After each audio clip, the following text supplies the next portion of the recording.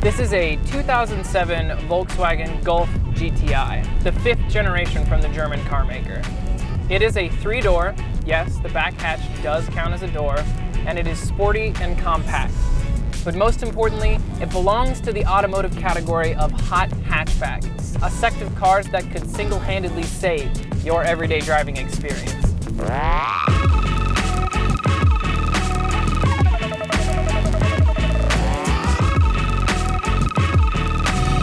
Ooh, it's got some punch. They say that in order for you to know where you're going, you have to know where you've been. And for that same reason, before I can talk about this GTI, I have to talk about the first GTI. In the 60s and 70s, cars similar to this were being made.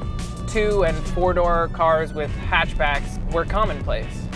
However, engines that were aimed at efficiency rather than excitement and exterior design that left a lot to be desired made buying one of those cars a decision you made with your head and not your heart. And while some may argue when the first example of a fun hatchback came about, most will agree that it was the first generation Golf GTI that changed the game.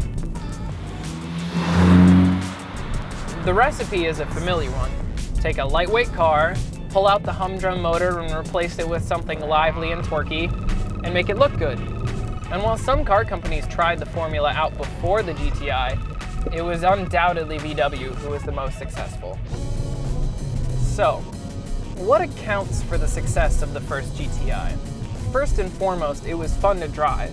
The first generation GTI, sold as the Rabbit in the United States, had a plucky 1.6-liter 4-cylinder, putting out about 100 horsepower. The car was capable of doing 110 miles an hour, a truly impressive feat for the time. 0 to 60 took about 9 seconds in the original version, slow by modern standards, but perfectly competitive at the time. And it cornered well too. The car was front-wheel drive and lightweight, coming in at about 1,800 pounds. That's lighter than my first generation Miata, and as such, it made any respectable sports car at the time nervous on the back roads. But none of this sportiness came at the expense of reliability. After all, the GTI was just a hopped-up version of VW's regular Golf, which was a follow-up to the ubiquitous Beetle. So these cars had the reliability of something designed for the masses. And it's worth noting that these cars were good on gas, this being a huge reason why they found success during the gas crisis of the mid-70s. What separates this hot hatchback from any of the sports cars being offered at the time was, well, the hatch. So having all that space in the back, as well as more than 2 seats, made the first generation a very legitimate family car, while still being a blast to drive. Rightfully so, the car soon caught massive traction, selling beyond the domestic German market. It became very popular in Paris and London and urban areas in Europe, and then eventually overseas in the United States.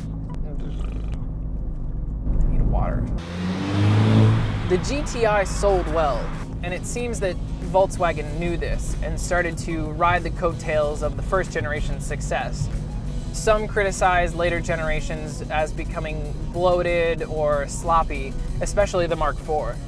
At the same time, other car manufacturers were starting to make their own hot hatches, ramping up the competition. After years of duking it out with the other manufacturers in the hot hatch market, VW decided to take a look back and see what it was that made the first generation such a success. And in 2004, they gave us the 5th generation of GTI. And right off the bat, it's clear that this car was a return to form. Starting with the front, the cars featured the black grille with the red trim, a direct callback to the first GTIs. And the seats feature a modern interpretation of the same plaid found on the Mark I. The car looks great from the outside.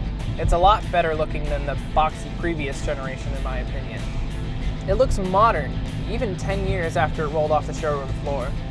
But the additions to this generation are far more than superficial. While VW provided lots of options for powertrains in the Mark III and the Mark IV GTI, for this generation, they only offered one engine choice.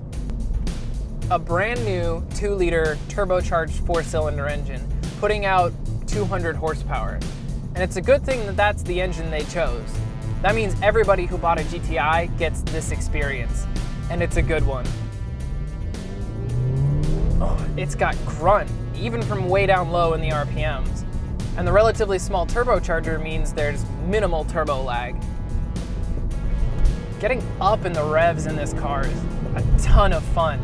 There's no turbo lag at first, but you can feel it's got a lot of power at the top of the rev range. And the engine isn't the only reason it's fun to go through gears. The gearbox is sharp and succinct. It's something I could easily see myself missing if I was driving the automatic. And the clutch is super light. I mean, featherweight light. It's easy to operate. It's fun and certainly not intimidating. Oh, nice. And it corners beautifully. The steering is accurate and linear. Oh, that's an NSX! Holy shit. The steering is accurate and linear. It delivers very few surprises. And this is all thanks to the new four-wheel independent suspension, as well as the new high-strength materials used. It feels light on its feet. This car is fun to drive. So much so that you forget that right behind you is another row of seats for people and a huge trunk behind that for stuff and things.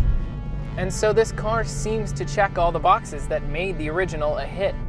It takes the essence of practicality, an affordable hatchback, and makes it a blast to drive. VW's attempt to drag the first generation GTI spirit into the modern era was a success. It brought a lot of excitement back to owning and driving one of these things. And this success is not just a win for the car makers. It's a win for you, for us. You can take it to work, the grocery store, take it on a road trip, or park it at a car show with all the legitimacy in the world. VW has remembered what made hot hatches so popular to start with, and they've given us a savior for anyone who needs a do-it-all car. A jack of all trades may be a master of none, but this, it comes pretty close.